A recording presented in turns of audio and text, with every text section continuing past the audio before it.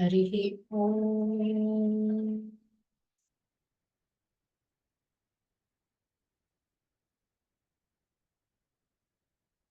भद्रं कर्णेभिः शृणुयाम देवाः, भद्रं पश्येमाक्षभिर्यजत्राः, स्थिरैरङ्गैस्तुष्टुवागुंसस्तनूभिः व्यशेम देवहितं यदायुः।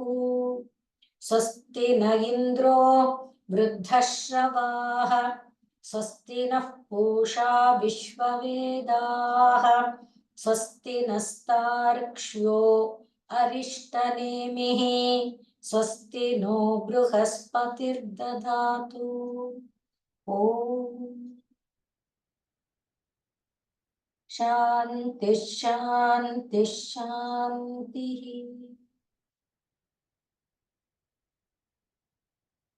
शन्नो मित्रः शं वरुणः, शन्नो भवत्वर्यमा, शन्न इन्द्रो बृहस्पतिः, शन्नो विष्णुरुक्रमः।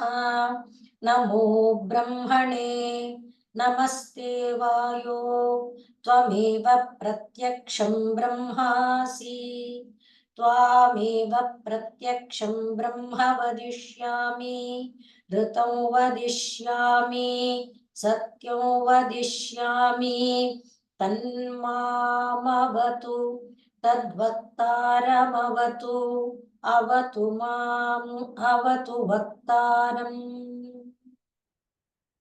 ॐ शान्तिः शान्तिः शान्तिः। सहनाववतु सहनौ भुनक्तु, सह वीर्यङ्करवावहै, तेजस्विनावधीतमस्तु मा विद्विषावहै। ॐ शान्तिः शान्तिः शान्तिः।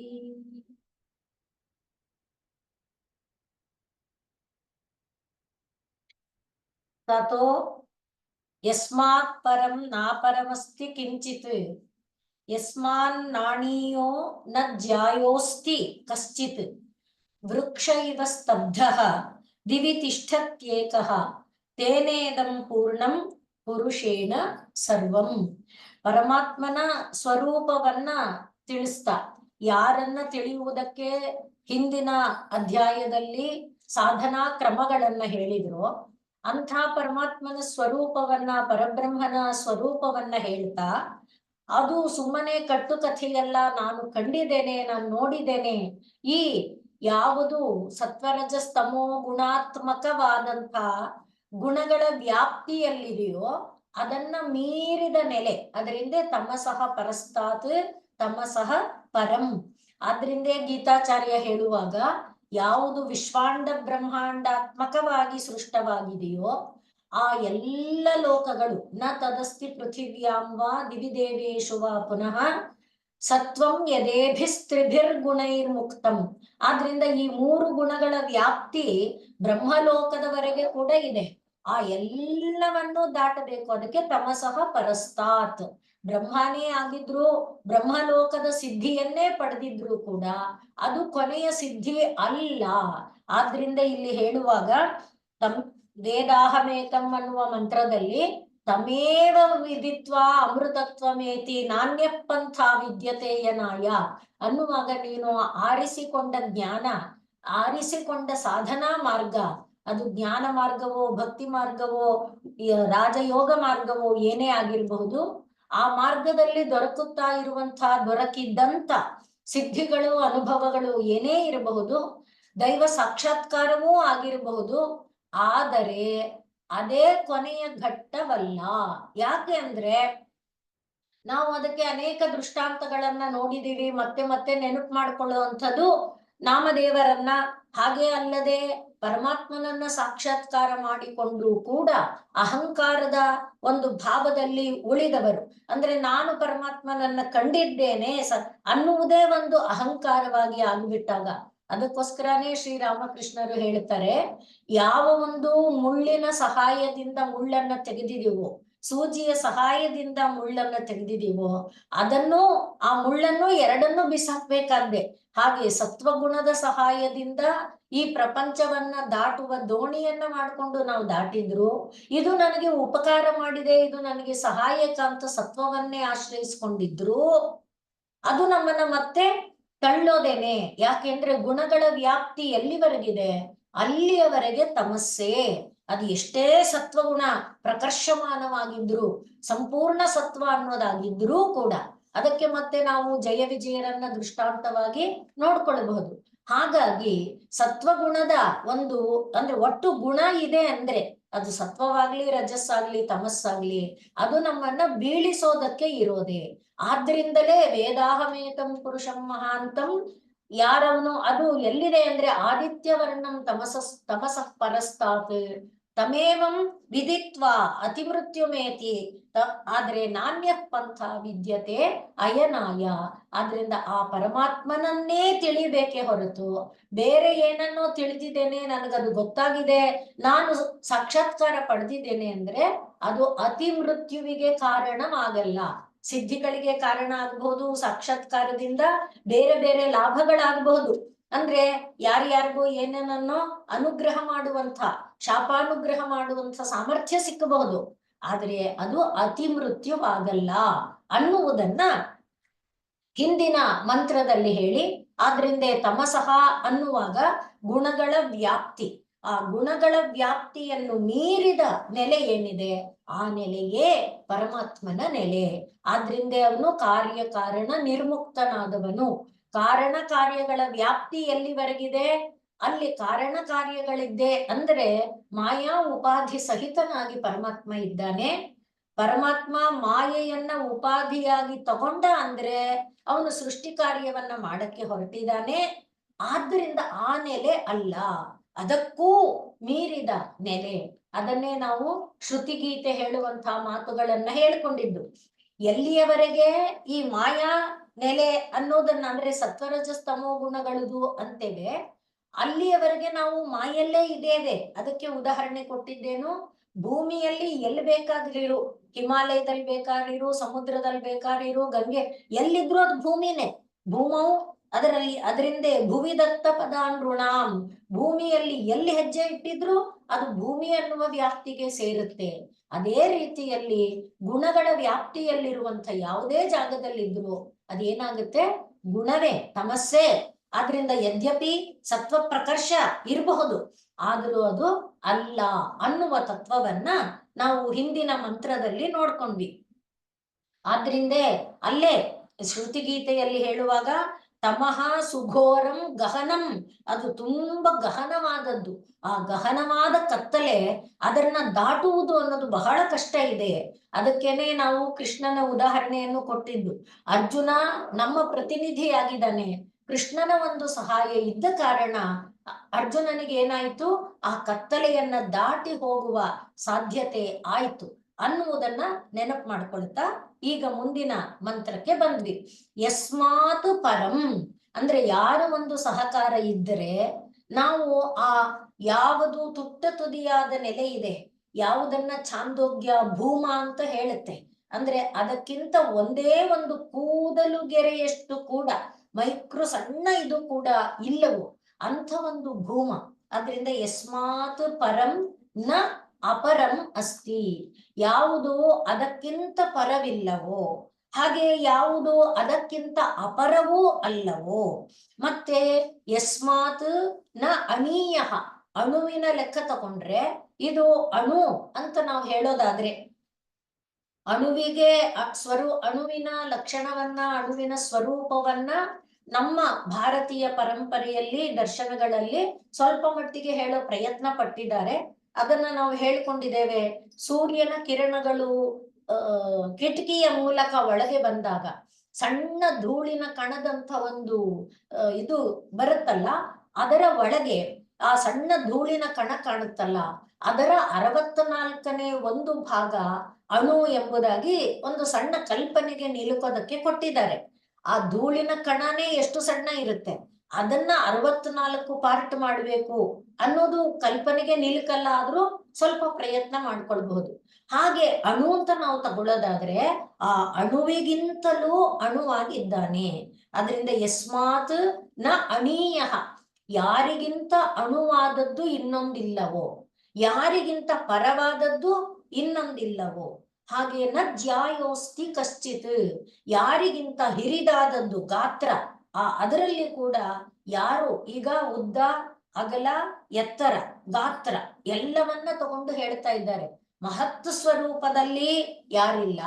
ಪರ ಅಂದ್ರೆ ಒಳಗೆ ಒಳಗೆ ಒಳಗೆ ಒಳಗೆ ಅಂತ ಬಂದ್ರೆ ಅರ್ಥೇಭ್ಯ ಇದು ಪರಂ ಇಂದ್ರಿಯಂ, ಇಂದ್ರಿಯೇಭ್ಯ ಪರಂ ಮನಃ, ಮನಸಸ್ತು ಪರ ಬುದ್ಧಿ, ಬುದ್ಧೇ ಪರತಃ ಪುರುಷಃ, ಪುರುಷಾತ್ ಪರಂ ಸಾ ಕಾಷ್ಠ ಸಹ ಪರಾಗತಿ ಅಂತ ಕಠೋಪನಿಷತ್ ಏನ್ ಹೇಳುತ್ತೆ.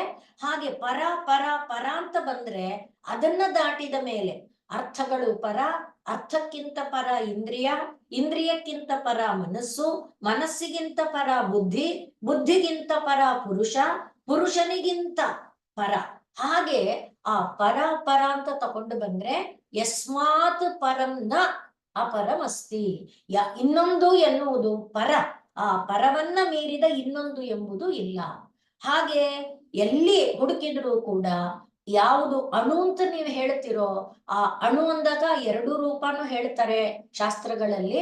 ಅಂದ್ರೆ ಇಂದ್ರಿಯ ವ್ಯಾಪ್ತಿ ಮೀರಿದ್ದು ಅಂತ, ಇಂದ್ರಿಯಗಳ ಅಳತೆಗೆ ಸಿಲುಕದ್ದು, ಅದು ಮೈಕ್ರೋ ಆದ್ರೂ ಮ್ಯಾಕ್ರೋ ಆದ್ರೂ ಅದನ್ನ ಅಣು ಅಂತಾನೆ ಕರೀತಾರೆ ಅಂತ ಶಾಸ್ತ್ರ ಹೇಳುತ್ತೆ.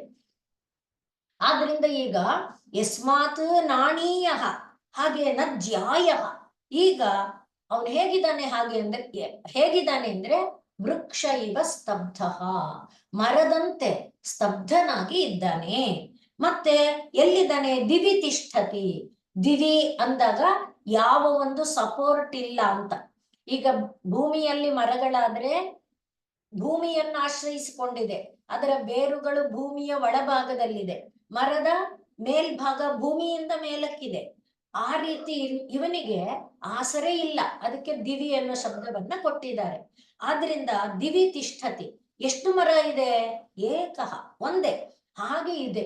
ಆದ್ರಿಂದ ತೇನ ಇದಂ ಪೂರ್ಣಂ, ಆ ಪುರುಷ ಅಂತ ಯಾರಿದ್ದಾನೆ, ಯಾರು ಎಲ್ಲಕ್ಕಿಂತ ಪರನಾಗಿದ್ದಾನೆ, ಯಾರು ಎಲ್ಲಕ್ಕಿಂತ ಅಣುವಾಗಿದ್ದಾನೆ, ಯಾರು ಎಲ್ಲಕ್ಕಿಂತ ಮಹತ್ತಾಗಿದ್ದಾನೆ, ಯಾರು ಒಬ್ಬನೇ ಆಗಿ ಎಲ್ಲವನ್ನ ವ್ಯಾಪಿಸಿಕೊಂಡು ತುಂಬಿಕೊಂಡಿದ್ದಾನೆ, ಅವನೇ ಆ ಪರಬ್ರಹ್ಮ. ಅವನನ್ನ ನಾನು ಕಂಡಿದ್ದೇನೆ, ಅವನನ್ನ ಮುಟ್ಟುವಲ್ಲಿಯವರೆಗೆ ಅಮೃತತ್ವ ಎನ್ನುವುದು ಇಲ್ಲ. ಆದ್ರಿಂದ ಯಾರು ಅವನನ್ನ ತಿಳ್ಕೊಂಡಿದ್ದಾನೆ, ಯಾರು ಅವನನ್ನ ಮುಟ್ಟಿದ್ದಾನೆ, ಅವನೇನಾಗ್ತಾನೆ, ಅಮೃತತ್ವವನ್ನ ಹೊಂದುತ್ತಾನೆ. ತಮೇವ ವಿದಿತ್ವ ಅಮೃತತ್ವ ಮೇತಿ. ಆದ್ರಿಂದ ಅವನನ್ನ ತಿಳ್ಕೊಳ್ಬೇಕು. ದಾರಿ ಮಧ್ಯದಲ್ಲಿ ನಾವು ಇದರಲ್ಲಿ ಯೋಗ ಸೂತ್ರಗಳಲ್ಲಿ ಹೇಳುವಾಗ ಪತಂಜಲಿಗಳು ಹೇಳಿದ ಸೂತ್ರವನ್ನ ನೆನಪಿಸಿಕೊಂಡಿದ್ದೇವೆ. ಅವರಿಗೆ ಅನೇಕ ಸಿದ್ಧಿಗಳು ದೊರಕಿದೆ, ಆದ್ರಿಂದ ಒಬ್ಬೊಬ್ರು ಬಂದು ಕರೀತಾರೆ, ನಿಮಗೆ ಈ ಸಿದ್ಧಿ ಸಿಕ್ಕಿದೆ ಬನ್ನಿ, ನಿಮಗೆ ಈ ಸಿದ್ಧಿ ಸಿಕ್ಕಿದೆ ಬನ್ನಿ, ಇದು ನಮ್ಮ ಲೋಕ, ಇಲ್ಲಿರುವ ವೈಭವವನ್ನೆಲ್ಲ ಅನುಭವಿಸಿ ಅಂತ ಒಬ್ಬೊಬ್ರು ಕರೀತಾರೆ. ಆದರೆ ಅದನ್ನ ಸ್ವೀಕರಿಸಬಾರದು. ಯಾಕೆ ಅಂದ್ರೆ ಸ್ಮಯ ಕಾರಣಾತ್ ಸಂಘ ಕಾರಣಾತ್ ಅಂತ ಹೇಳ್ತಾರೆ. ಅದು ಗರ್ವವನ್ನು ಮತ್ತೆ ಅಂಟನ್ನು ಉಂಟು ಮಾಡುತ್ತೆ. ಈ ಗರ್ವ ಅಂಟು ಇದೆ ಅಂದ್ರೆ ತಮಸ್ಸೆ, ಅದರಿಂದ ಅತೀತವಾಗಿ ಹೋಗುವಲ್ಲಿಯವರೆಗೆ, ಆದ್ರಿಂದ ಸ್ಥಾನಿ ಉಪನಿಮಂತ್ರಣೆ, ಅದಕ್ಕೆ ನಾವು ಬದ್ಧರಾಗಬಾರದು ಅನ್ನುವಂತೆ ಇದೆಲ್ಲ ಸಿಕ್ಕಿದೆಯಲ್ಲ, ನಾನು ಅಮೃತನೇ ತಾನೆ, ನನ್ಗೆ ಯಾಕೆ ಗುರು ಬೇಕು, ನೀನ್ ನನ್ ಜೊತೆ ಮಾತಾಡ್ತಾ ಇದೀಯಲ್ಲ ಅಂತ ನಾಮದೇವರು ಹೇಳಿದ್ರು. ಇಲ್ಲಪ್ಪ, ಗುರುವನ್ನ ನೀನು ಪಡ್ಕೊಂಡು ಜ್ಞಾನವನ್ನ ಪಡ್ಕೊಳ್ಳೇಬೇಕು. ನಿನಗೆ ಪೂರ್ಣ ಸಿದ್ಧಿ ಆಗಿಲ್ಲ, ನಿನ್ ಜೊತೆ ಮಾತಾಡ್ತಿರಬಹುದು, ಆದ್ರೆ ಅದು ಸಾಕ್ಷಾತ್ಕಾರ ಅಲ್ಲ. ಅದನ್ನ ಹಿಂದಿನ ಮಂತ್ರದಿಂದ ತಕೊಂಡು ಎಲ್ಲಿಯವರೆಗೆ ಯಾವುದು ಅಣುವಿಗಿಂತಲೂ ಅಣುವಾಗಿದೆಯೋ, ಮಹತ್ತಿಗಿಂತಲೂ ಮಹತ್ತಾಗಿದೆಯೋ, ಯಾವುದು ಅತ್ಯಂತ ದೊಡ್ಡ ಗಾತ್ರವನ್ನ ಹೊಂದಿದೆಯೋ, ಯಾವುದು ಮರದಂತೆ ಆದ್ರೆ ದಿವಿ ಯಾವ ಒಂದು ಆಲಂಬನೆ ಇಲ್ಲದೆ, ಯಾವ ಒಂದು ಆಧಾರ ಇಲ್ಲದೆ ಮರದಂತೆ ಇದೆಯೋ, ಅದರಿಂದ ಎಲ್ಲವೂ ತುಂಬಿ ಹೋಗಿದೆ. ಆ ಪುರುಷನನ್ನೇ ನಾನು ಕಂಡಿದ್ದೇನೆ, ಆ ಪುರುಷನನ್ನ ನಾನು ಕಂಡೇ ಅಮರನಾಗಿದ್ದೇನೆ. ಆದ್ರಿಂದ ನಾನು ಗಟ್ಟಿಯಾಗಿ ಹೇಳ್ತಾ ಇದ್ದೇನೆ, ಇದನ್ನ ನೀವು ಪಡಿಬಹುದು, ನೀವು ನೋಡಬಹುದು, ನೀವು ಹೊಂದಬೇಕು ಅನ್ನುವ ಅಭಿಪ್ರಾಯವನ್ನ ಈ ಮಂತ್ರದ ಮೂಲಕ ತಿಳಿಸ್ತಾ ಇದ್ದಾರೆ. ಆದ್ರಿಂದಲೇ ಸ್ವಲ್ಪ ಚಿಕ್ಕದಾಗಿ ನಾವು ಗಮನಿಸಿಕೊಳ್ಳೋದಾದ್ರೆ, ಡಿ ವಿ ಜಿ ಅವರು ಹೇಳಿರುವ ಏನು, ಉಪಕಾರಿ ನಾನು ಉಪಕೃತಿಯು ಜಗಕ್ಕೆ ಎಂಬ ವಿಪರೀತ ಮತಿಯನ್ನು ಅಳಿದು ವಿಪುಲಾಶ್ರಯವನೀವ ಸುಫಲ ಸುಮಭರಿತ ಪಾದಪ. ಅಂದ್ರೆ ಮರ, ಅದು ಯಾವತ್ತೂ ಕೂಡ ಮರ ನಾನು ಉಪಕಾರ ಮಾಡ್ತಾ ಇದ್ದೇನೆ, ನನ್ನ ಹಣ್ಣನ್ನ ತಿನ್ಕೊಂಡು ಈ ಹಕ್ಕಿಗಳೆಲ್ಲ ಇವೆ, ಈ ಗಿಡ ಮರಗಳು, ಈ ಮರದಲ್ಲಿರುವ ಕೀಟಗಳನ್ನ ತಿನ್ಕೊಂಡು ಇವರಿದ್ದಾರೆ, ಕೀಟಗಳಿಗೆಲ್ಲ ನಾನು ಆಶ್ರಯನಾಗಿದ್ದೇನೆ, ನೂರಾರು ಹಕ್ಕಿಗಳಿಗೆ ನಾನು ಆಶ್ರಯ ಕೊಟ್ಟಿದ್ದೇನೆ, ನನ್ನ ಅಡಿಯಲ್ಲಿ ನೆರಳನ್ನ ಆಶ್ರಯಿಸಿ ಅನೇಕ ಜನರು ಕಾಡಿಗೆ ಎಷ್ಟು ಜನ ಬಂದ್ರೋ ಎಷ್ಟು ಜನ ಹೋದ್ರೋ, ಆ ರೀತಿ ಯಾವ ಒಂದು ಭಾವ ಬಂಧ ಇಲ್ಲ ಅದಕ್ಕೆ. ಮತ್ತೆ ನಾನು ನೆರಳು ಕೊಟ್ಟೆ, ನನ್ನ ನೆರಳು, ಆ ಭಾವ ಇಲ್ಲ. ಅದನ್ನ ಅವ್ರು ಹೇಳುವಾಗ ಉಪಕಾರಿ ನಾನು ಉಪಕೃತಿಯು ಜಗಕ್ಕೆ, ಆ ಭಾವ ಅದರಲ್ಲಿ ಇಲ್ಲ. ಅದರಂತೆ ಆ ಮರದಂತೆ, ಅಂದ್ರೆ ಪರಮಾತ್ಮನನ್ನ ಮರಕ್ಕೆ ಹೋಲಿಸೋದು ಅಂದ್ರೆ ಸಣ್ಣ ಉಪಮೆ ಅಲ್ಲ. ನಮಗೆ ಏನು from the known to the unknown ಅಂತಾರಲ್ಲ, ಕಾಣ್ತಾ ಇರುವುದನ್ನ ತೋರಿಸಿಕೊಟ್ಟಾಗ ನಮ್ಮ ಅರಿವಿಗೆ ಬರುತ್ತೆ. ಇದಕ್ಕೆ ಸುಮ್ನೆ ಒಂದು ಉದಾಹರಣೆಯಾಗಿ ನಾವು ಹಿಂದೆ ನೋಡಿದ ಒಂದು ಕಥೆ ಏನು, ಒಬ್ಬ ರಾಜ ಹೋಗ್ತಾ ಇದ್ದ ದಾರಿಯಲ್ಲಿ ಸೈನಿಕರ ಒಡಗೂಡಿ, ಅಂದ್ರೆ ತನ್ನ ಪರಿವಾರದ ಒಡಗೂಡಿ, ಎಲ್ಲಿಂದಲೋ ಒಂದು ಕಲ್ಲು ಬಂದು ಅವನ ಹಣೆಗೆ ಬಿತ್ತು. ಹಣೆಗೆ ಬಿದ್ದು ಗಾಯ ಆಗಿ ರಕ್ತ ಸುರಿಯೋದಕ್ಕೆ ಶುರುವಾಯ್ತು. ತಕ್ಷಣ ಸೈನಿಕರು ಯಾರದು ಯಾರದು ಅಂತ ಗಾಬರಿಯಿಂದ ಎಲ್ಲಾ ಕಡೆ ನೋಡಿದ್ರು. ಅಲ್ಲಿ ದೂರದಲ್ಲಿ ಒಂದು ಅಜ್ಜಿ, ಒಂದು ಹುಡುಗ, ಪುಟಾಣಿ ಹುಡುಗ ಕಾಣಿಸ್ತು. ಓಡು ಹೋಗಿ ಅವಳನ್ನ ಎಳ್ಕೊಂಡು ಬಂದ್ರು, ಇನ್ಯಾರು ಅಲ್ಲಿ ಇರ್ಲಿಲ್ಲ. ಆಗ ಅಜ್ಜಿ ಗಡಗಡ ನಡುಗುತ್ತಾ, ಸ್ವಾಮಿ ಶಿಕ್ಷೆ ಕೊಡಬೇಡಿ, ದಯವಿಟ್ಟು ಶಿಕ್ಷೆ ಕೊಡಬೇಡಿ ಅಂತ ಪ್ರಾರ್ಥನೆ ಮಾಡ್ಕೊಂಡ್ಲು. ಆಗ ರಾಜ ಕೇಳ್ದ, ಆಯ್ತಮ್ಮ ಕಲ್ಲು ಯಾಕೆ ಹೊಡೆದೆ ನೀನು? ಸ್ವಾಮಿ, ನಾನು ನಿಮಗೆ ಕಲ್ಲು ಹೊಡಿಲಿಲ್ಲ, ಮರದಲ್ಲಿ ಹಣ್ಣಿತ್ತು, ಮಗು ಹಸುಕೊಂಡಿತ್ತು, ತುಂಬಾ ಹಸಿವಿನಿಂದ ನಲುಗುತ್ತಾ ಇತ್ತು, ಆ ಹಣ್ಣನ್ನು ಕೊಟ್ಟಾದ್ರೂ ಮಗುವಿನ ಹಸುವನ್ನ ಇಂಗಿಸೋಣ ಅಂತ ಹಣ್ಣಿಗೆ ಕಲ್ಲು ಹೊಡೆದು ತಪ್ಪಾಗಿ ನಿಮ್ಮ ಹಣೆಗೆ ಬಿದ್ದ್ಬಿಡ್ತು, ದಯಮಾಡಿ ಕ್ಷಮಿಸಬೇಕು, ಶಿಕ್ಷೆ ಕೊಡ್ಬೇಡಿ, ಶಿಕ್ಷೆ ಕೊಡ್ಬೇಡಿ, ಹಸಿದ ಕಂದ ಇದೆ ಅಂತ ಅವಳು ದೀನಳಾಗಿ ಬೇಡಿಕೊಂಡ್ಳು. ಆಗ ರಾಜ ಏನ್ ಮಾಡ್ದ, ಎಲ್ಲರೂ ಅವಳನ್ನ, ರಾಜನಿಗೆ ಇಂಥ ಗಾಯ ಮಾಡಿ ರಕ್ತ ಬರಿಸಿ ಅವಳನ್ನ ಸರಿಗೆ ಶಿಕ್ಷಿಸಬೇಕು ಅಂತ ಅನ್ಕೊಂಡಿದ್ರು ಸೈನಿಕರು. ಆದ್ರೆ ರಾಜ ಏನ್ ಮಾಡ್ದ, ಸೈನಿಕರಿಗೆ ಆಜ್ಞೆ ಮಾಡ್ದ, ಮರದ ಮೇಲಿರೋ ಹಣ್ಣನ್ನು ತಗೊಂಡ್ ಬನ್ನಿ ಅಂತ. ಅಷ್ಟೇ ಅಲ್ಲ, ಒಂದು ಚೀಲದ ತುಂಬ ಹಣವನ್ನ ತುಂಬಿ ಆ ಅಜ್ಜಿಗೆ ಕೊಟ್ಟ. ಆಮೇಲೆ ಹೋಗಮ್ಮ ಅಂತ ಕಳಿಸಿದ ಮೇಲೆ ಅವನನ್ನ ಎಲ್ಲ ರಾಜ ಮತ್ತೆ ಇವು ರಾಜ ಅಲ್ಲ, ಸೈನಿಕರು ಮತ್ತೆ ಮಂತ್ರಿ ಕೇಳಿದ್ರು, ಏನ್ ಸ್ವಾಮಿ, ಎಂಥ ಘೋರ ಅಪರಾಧ ಮಾಡಿದಾಳೆ, ಅವಳಿಗೆ ಶಿಕ್ಷೆ ಕೊಡ್ಬೇಕಲ್ವಾ? ಆಗ ರಾಜ ಹೇಳ್ದ, ಒಂದು ಮರ ಕಲ್ಲು ಹೊಡೆದರೆ ಹಣ್ಣು ಕೊಡುತ್ತೆ, ನಾನು ರಾಜ, ನಾನು ಪ್ರಜೆಗಳ ಸಂರಕ್ಷಕ, ನಾನು ಕಲ್ಲು ಹೊಡೆದ್ರೆ ಏನು ಕೊಡ್ಬೇಕು? ಅಂದ್ರೆ ಮರದಿಂದ ಕಲಿತ ಪಾಠ ರಾಜ. ಅದಕ್ಕಾಗಿ ಇಲ್ಲಿ ಮರ ಅನ್ನುವ ಒಂದು ದೃಷ್ಟಾಂತ ಯಾಕೆ ಅಂದ್ರೆ, ಮರ ಒಂದು ಸಲಿ ಕೂಡ ನಾನು ಅನ್ನುವ ಅಭಿಮಾನವನ್ನ ಹೊಂದಲ್ಲ, ನನ್ನಿಂದ ಇದು ಅನ್ನುವ ಅಭಿಮಾನ ಅದರಲ್ಲಿ ಇಲ್ಲ. ಅದಕ್ಕೆ ಸ್ತಬ್ಧ ಸ್ತಬ್ಧ ಅಂದಾಗ ವೇಗ ಇಲ್ಲ. ವೇಗ ಇಲ್ಲ ಅಂದ್ರೆ ವೇಗಕ್ಕೆ ಕಾರಣ ಯಾವುದು? ನಾನು, ನನ್ನದು. ನಾನು ಅಂತ ಬಂದ್ರೆ ರಾಗ ದ್ವೇಷ, ನಾನು ಅಂತ ಬಂದ್ರೆ ಕಾಮ ಕ್ರೋಧ, ನಾನು ಅಂತ ಬಂದ್ರೆ ಅದರ ಮೇಲೆ ಬೇಕು ಬೇಕು ಇವೆಲ್ಲಗಳು, ಅದರ ಮೇಲೆ ಈ ಕುಣಿತ. ಆದ್ರೆ ಅದೇನು ಇಲ್ಲ ಅಂದ್ರೆ ಅರ್ಥ ಏನು? ನಾನು ನನ್ನದು ಎಂಬ ಭಾವ ಇಲ್ಲ. ಆದ್ರಿಂದಲೇ ಉಪಕಾರಿ ನಾನು, ಉಪಕೃತಿಯು ನನ್ನಿಂದ ಜಗಕ್ಕೆ ಅಂತ ಅನ್ಕೊಂಡಿಲ್ಲ. ಈ ಸಂದರ್ಭ ಬಂದಾಗ ಆ ತತ್ವ ಪರಮಾತ್ಮನದೇ ತತ್ವ. ಪರಮಾತ್ಮನ ತತ್ವವನ್ನ ಮರ ಪ್ರತಿನಿಧಿಸಿದೆ. ಇದನ್ನ ಆಲಂಬನೆಯಾಗಿಟ್ಕೊಂಡು ನಾವು ಪರಮಾತ್ಮನ ಕಡೆಗೆ ಕಣ್ಣನ್ನ ಹರಿಸ್ಬೇಕು, ಭಾವಿಸಬೇಕು, ಚಿಂತಿಸಬೇಕು. ಈ ವಿಷಯದಲ್ಲಿ ಉಪಕಾರ ಅನ್ನುವ ವಿಷಯ ಬಂದಾಗ ಶ್ರೀರಾಮಕೃಷ್ಣ ಪರಮಹಂಸರು ಯಾರೋ ಒಬ್ಬ ತಾನು ಲೋಕಕ್ಕೆ ಉಪಕಾರ ಮಾಡೋಕ್ಕೋಸ್ಕರ ತನ್ನ ದುಡ್ಡನ್ನ ಇದನ್ನೆಲ್ಲ ಧರ್ಮ ಕಾರ್ಯಕ್ಕೆ ಉಪಯೋಗಿಸ್ತಿದ್ದೀನಿ ಆ ರೀತಿಯಾದ ವಿಚಾರ ಹೇಳಿದಾಗ, ಉಪಕಾರ ಯಾರು ಉಪಕಾರ ಮಾಡಕ್ಕಾಗತ್ತೆ? ಪರಮಾತ್ಮ ಒಬ್ಬನಿಗೆ ಅದು ಸಾಧ್ಯ. ಮಿಕ್ಕವ್ರು ಏನು ಮಾಡಿದ್ರು ಸೇವೆ ಮಾಡಬಹುದು ಅಷ್ಟೇ ಅನ್ನುವ ಮಾತನ್ನ ಶ್ರೀರಾಮಕೃಷ್ಣರು ಆಡಿದನ್ನ ದೂರದಲ್ಲಿ ಕೇಳಿಸಿಕೊಂಡ ಸ್ವಾಮಿ ವಿವೇಕಾನಂದರು ಅದನ್ನೇ ಈ ಒಂದು ಸಂಘಕ್ಕೆ ಧ್ಯೇಯವಾಗಿ ತಗೊಂಡ್ರು ಅನ್ನೋದನ್ನ ನಾವೆಲ್ಲ ನೋಡಿದ್ದೇವೆ. ಇಷ್ಟು ಮಾತು ಯಾಕೆ ಅಂದ್ರೆ ಮರ ತಾನು ಉಪಕಾರವನ್ನ ಮಾಡ್ತಾ ಇದ್ದೇನೆ ಅನ್ನುವ ಒಂದು ಭಾವ ಅದರಲ್ಲಿ ಇಲ್ಲ.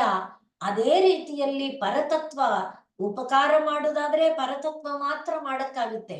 ಯಾಕೆ ಅಂದ್ರೆ ಅಂದ್ರೆ ಕಾರಣ ಕಾರ್ಯ ಎರಡೂ ಇರೋದು. ಎರಡೂ ಕಾರಣವೂ ಕಾರ್ಯವೂ ಎರಡು ಪರಮಾತ್ಮ ಮಾತ್ರ ಆಗಕ್ಕಾಗತ್ತೆ. ಮತ್ತೆ ಕಾರಣ ಕಾರ್ಯ ಅತೀತನೂ ಪರಮಾತ್ಮ ಆಗಕ್ಕಾಗತ್ತೆ, ಇನ್ಯಾರಿಗೂ ಅದಾಗಕ್ಕಾಗಲ್ಲ. ಆದ್ರಿಂದ ಉಪ ಅಂದ್ರೆ ಅದರ ಹತ್ತಿರಕ್ಕೆ, ಅಂದ್ರೆ ಕಾರಣದ ಹತ್ತಿರಕ್ಕೆ ಕಾರ್ಯದ ಹತ್ತಿರಕ್ಕೆ ಬರೋದಕ್ಕೆ ಯಾರಿಗೆ ಸಾಧ್ಯ ಇದೆ? ಅದು ಸೇವೆಯಿಂದ ಅದರ ಕಡೆ ಹೋಗಬಹುದೇ ಹೊರತು ಯಾರಿಗೂ ಆ ಉಪಕಾರ ಅನ್ನುವುದನ್ನ ಮಾಡೋದಕ್ಕೆ ಸಾಧ್ಯ ಇಲ್ಲ ಅನ್ನುವಂಥ ಒಂದು ತತ್ವವನ್ನ ಇಲ್ಲಿ ವೃಕ್ಷ ಇವ ಸ್ತಬ್ಧ. ಅದರಿಂದ ಮತ್ತೆ ನಿರಾಲಂಬನಾಗಿ ದಿವಿ ತಿಷ್ಠತಿ ಅನ್ನುವ ಅರ್ಥದಲ್ಲಿ ಅಂಥ ಪುರುಷನನ್ನ ನಾನು ಕಂಡೆ. ಮತ್ತವನೇನು ಪುರುಷೇಣ ಇದಂ ಪೂರ್ಣಂ ಇದಂ ಸರ್ವಂ. ಸರ್ವಂ ಅಂದಾಗ ಯಾವುದೋ ಒಂದು ಅಣುವನ್ನ ಬಿಟ್ಬಿಟ್ಟಿದ್ದಾನೆ ಇಲ್ಲ, ಯಾವುದೋ ಒಂದು ಮಹತ್ತಾದನ್ನ ಇಲ್ಲ, ಸರ್ವಂ ಯಾವುದೊಂದನ್ನೂ ಬಿಡದೆ ಎಲ್ಲವನ್ನೂ ಈ ಪುರುಷನೇ ತುಂಬಿಕೊಂಡಿದ್ದಾನೆ. ಅದರಿಂದ ಯಸ್ಮಾತ್ ಕಿಂಚಿತ್ ಪರಂ ನ ಅಸ್ತಿ ಅಥವಾ ಕಿಂಚಿತ್ ಅಪರಂ ನ ಅಸ್ತಿ, ಹಾಗೆ ತಗೊಳ್ಬಹುದು. ಯಸ್ಮಾತ್ ಪರಂ ಕಿಂಚಿತ್ ಅಪರಂ ನ ಅಸ್ತಿ. ಹಾಗೆ ಯಸ್ಮಾತ್ ಅನೀಯಃ ನ ಅಸ್ತಿ, ಯಸ್ಮಾತ್ ಜ್ಯಾಯಃ ಕಶ್ಚಿತ್ ನ ಅಸ್ತಿ, ಯಾರು ಇಲ್ಲ. ಹಾಗೆ ದಿವಿ ಏಕಃ ವೃಕ್ಷ ಇವ ಸ್ತಬ್ಧಃ ತಿಷ್ಠತಿ ಅಂಥ ತೇನ ಪುರುಷೇಣ ಇದಂ ಸರ್ವಂ ಪೂರ್ಣಂ. ಪುರುಷ ಅನ್ನೋದಕ್ಕೆ ವ್ಯುತ್ಪತ್ತಿಯನ್ನ ಹೇಳುವಾಗ ಪೂರಯತಿ ಪೂರಿತಂ ಅನ್ನುವ ಕಾರಣದಿಂದ ಪುರುಷ ಅಂತಾನು ಹೇಳ್ತಾರೆ. ಪುರುಷೇತೆ ಅನ್ನೋದು ಇದೆ, ಪೂರಯತಿ ಅನ್ನುವ ಅರ್ಥದಲ್ಲಿ ಕೂಡ ಅವನು ಪುರುಷ. ಈಗ ಈ ಸರ್ವಂ ಪುರುಷೇಣ ಪೂರ್ಣಂ ಅನ್ನುವ ವಿಚಾರ ಬಂದಾಗ ಇದೇ ಮಂತ್ರಕ್ಕೆ ಸಹ ಒಂದು ಇದನ್ನ ಕೊಡುವಂತ ಮಂತ್ರವನ್ನ ನಾವು ಕಠ ಉಪನಿಷತ್ತಿನಲ್ಲಿ ನೋಡ್ತೇವೆ. ಏನದು? ಅಣೋರಣೀಯಾನ್ ಮಹತೋ ಮಹೀಯಾನ್ ಆತ್ಮಾಸ್ಯ ಜಂತೋಃ ನಿಹಿತಃ ಗುಹಾಯಾಂ ತಂ ಅಕ್ರತುಃ ಪಶ್ಯತಿ ವೀತಶೋಕಃ ಧಾತು ಪ್ರಸಾದಾನ್ ಮಹಿಮಾನಂ ಆತ್ಮನಃ ಅನ್ನುವಲ್ಲಿ ಅಣುವಿಗೆ ಅಣುವಾಗಿ ಮಹತ್ತಿಗೆ ಮಹತ್ತಾಗಿ ದೊಡ್ಡದಾಗಿರುವಂತಹ ಒಂದು ತತ್ವವನ್ನ ಅಲ್ಲಿ ವರ್ಣನೆ ಮಾಡ್ತಾ ಇದ್ದಾರೆ ಬ್ರಹ್ಮ ಅಂದ್ರೆ. ಅದನ್ನ ನಾವು ಛಾಂದೋಗ್ಯ ಉಪನಿಷತ್ತಿನಲ್ಲಿ ಅಂದ್ರೆ ಅಣೋರಣೀಯಾನ್ ಮಹತೋ ಮಹೀಯಾನ್ ಅನ್ನುವುದಾಗಿ, ಇಲ್ಲಿ ಯಸ್ಮಾತ್ ಪರಂ ನಾ ಪರಮಸ್ತಿ ಎಂಬುದಾಗಿ ಏನು ಹೇಳ್ತಾ ಇದೆ ಈ ಉಪನಿಷತ್ತು, ಅಲ್ಲಿ ಛಾಂದೋಗ್ಯದಲ್ಲಿ ಶಾಂಡಿಲ್ಯ ವಿದ್ಯಾ ಅಂತ ಒಂದು ಇದೆ. ಅದು 3ನೇ ಅಧ್ಯಾಯದಲ್ಲಿ 14ನೇ ಉಪ ವಿಭಾಗದಲ್ಲಿ ಬರುತ್ತೆ. ಅಲ್ಲಿ ಬರುವಾಗ ಅಲ್ಲಿ ಏನ್ ಹೇಳ್ತಿದ್ದಾರೆ? ಏಷಮೇ ಪರಮ ಪುರುಷನ ವಿಸ್ತಾರವನ್ನ ಹೇಳುವಾಗ ತೇನ ಇದಂ ಸರ್ವಂ ಪೂರ್ಣಂ ಅನ್ನುವುದನ್ನ ವಿವರಿಸೋದಕ್ಕೆ, ಹಾಗೆ ಅಣು ಜಾಯಾನ್ ಅನ್ನುವುದಕ್ಕೆ ನೋಡಿ ಛಾಂದೋಗ್ಯದಲ್ಲಿ ನಮಗೆ ಆಲಂಬನ ಬರೋಕೆ ಈಗ ಹೇಳ್ಕೊಂಡ್ವಲ್ಲ from the known to the unknown ಅನ್ನುವಂತೆ, ಇಲ್ಲೆಲ್ಲ ಶಬ್ದಗಳಿಂದ ನಾವು ಎಷ್ಟೇ ಹೇಳ್ಕೊಂಡ್ರು ಗೊತ್ತಾಗಲ್ಲ ಅನ್ನಕ್ಕೆ ಅಲ್ಲಿ ವಸ್ತುಗಳನ್ನ ಕೊಟ್ಟಿದ್ದಾರೆ. ಏಷಮೇ ಅಂತರ್ ಹೃದಯ, ಇದು ಶಾಂಡಿಲ್ಯ ಇದರಲ್ಲಿ ಇರೋದು. ಅದು ಹೇಗಿದೆ? ಅಣೀಯಾನ್, ಅಣುವಿನಂತೆ ಇದೆ. ಎಷ್ಟು ಅಣೀಯಾನ್? ವ್ರೀಹಿ ಭತ್ತ, ಯವ ಗೋಧಿ, ಯವಾತ್ ಸರ್ಷಪ ಸಾಸಿವೆ, ಅದಕ್ಕಿಂತಲೂ ಶ್ಯಾಮಾಕ, ಅದಕ್ಕಿಂತ ಸರ್ಷಪಕ್ಕಿಂತ ಸಣ್ಣ ಶ್ಯಾಮಾಕ. ಶ್ಯಾಮಾಕ ಅಂತ ಒಂದು ಧಾನ್ಯ, ಅದರ ಹೆಸರು ತಕ್ಷಣ ಮರೆತು ಬಿಡ್ತು. ಆ ಧಾನ್ಯ ಹಾಗೆ ಅದಕ್ಕಿಂತ ಶ್ಯಾಮಾಕ ತಂಡುಲಾದ್ವ ಅಂದ್ರೆ ಉದಾಹರಣೆಗಳನ್ನು ಕೊಡ್ತಿದ್ದಾರೆ. ಇದೆಲ್ಲ ಕೊಡ್ತಾ ಇರುವುದರಿಂದ ನಾವು ತಿಳ್ಕೊಬೇಕಾದ್ದೇನು, ಈ ಧಾನ್ಯಗಳನ್ನ ಕಂಡಾಗ ಪುರುಷ ಎಂಬುವನು ಈ ಶರೀರದೊಳಗೆ ಏನಾಗಿದ್ದಾನೋ ಇದಕ್ಕಿಂತ ಇದಕ್ಕಿಂತ ಇದಕ್ಕಿಂತ ಇದಕ್ಕಿಂತ ಹೀಗೆ ಚಿಕ್ಕ ಚಿಕ್ಕ ಚಿಕ್ಕದಾಗಿದ್ದಾನೆ.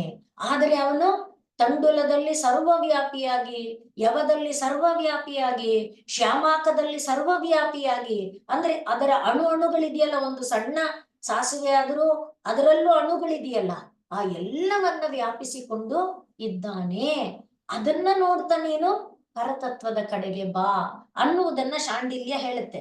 ಹಾಗೆ ಏಷ ಆತ್ಮ ಮೇ ಅಂತರ ಹೃದಯ, ಅವನು ಹೇಗಿದ್ದಾನೆ, ಜ್ಯಾಯಾನ್, ದೊಡ್ಡದಾಗಿ, ಎಷ್ಟು ದೊಡ್ಡದಾಗಿ, ಪೃಥಿವ್ಯಾ, ಭೂಮಿ ಎಷ್ಟು ದೊಡ್ಡದಾಗಿ, ಹಾಗೆ ಪೃಥಿವ್ಯಾಜ್ಯಾಯಾನ್, ಮತ್ತೆ ಅದಕ್ಕಿಂತ ಅಂತರಿಕ್ಷಾಜ್ಯಾಯಾನ್, ಅದಕ್ಕಿಂತ ಅದು ದಿವೋಜ್ಯಾಯಾನ್, ಅಂತರಿಕ್ಷವನ್ನೆಲ್ಲ ಒಳಗೊಳ್ಳುವ ದ್ಯುಲೋಕ, ಅದಕ್ಕಿಂತ ದೊಡ್ಡ, ಅದಕ್ಕಿಂತ ಏಭ್ಯ ಲೋಕೇಭ್ಯ, ಎಷ್ಟು ಲೋಕಗಳಿದೆಯೋ ಅದಕ್ಕಿಂತ ಜ್ಯಾಯಾನ್. ಆ ರೀತಿ ಜ್ಯಾಯಾನ್ ಮತ್ತು ಅಣು ಅನ್ನುವುದಕ್ಕೆ ಛಾಂದೋಗ್ಯ ಉದಾಹರಣೆ ಕೊಟ್ಟು ನಮಗೀಗ ಕಣ್ಣಿನಲ್ಲಿ ಒಂದು ಚಿತ್ರ ಬರ್ತಾ ಇದೆ. ಪರಬ್ರಹ್ಮ ಅಂದ್ರೆ ಹೇಗೆ ತಿಳ್ಕೊಬೇಕಪ್ಪ, ನಾವು ಆಹಾರವನ್ನ ಸೇವಿಸುವಾಗ ಕಾಣುವಂತ ಆ ಪದಾರ್ಥಗಳಿಗಿಂತ ಸಣ್ಣ ಅದು ಪರಮಾತ್ಮ.